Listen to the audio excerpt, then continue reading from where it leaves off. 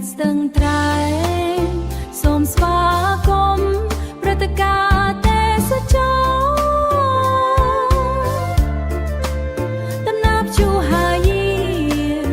ត្រាកំសាន្តទេសចររួមជាមួយក្បួនស៊ីក្លោកម្ពុជា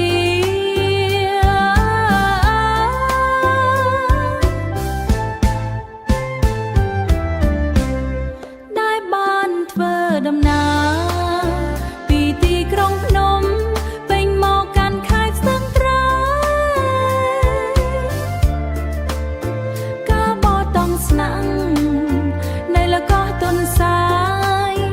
តំបន់រាមសាឋានសួគ៌ក្រោមមេឃឋានសួគ៌ក្រោមមេឃឋានសួគ៌ក្រោមមេឃស្រុកបូរីអូស្វាយសែនជ័យ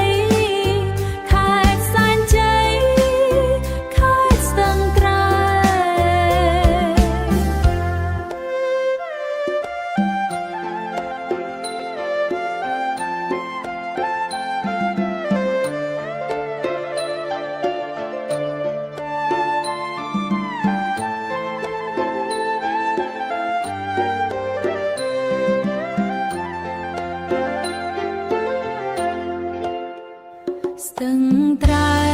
ងលើកពីទន្លេលើកពីធម្មតា Stone train beyond the river beyond the ordinary ដើម្បីអបអរសាទើបទីវាជាទីក្រុងស្អាតឆ្នាំ Beyond Peace Born ឆ្នាំ Beyond Peace Born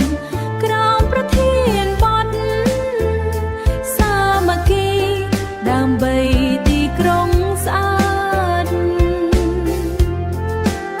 Stone train beyond the river Stone train beyond the ordinary Beyond the river Beyond the ordinary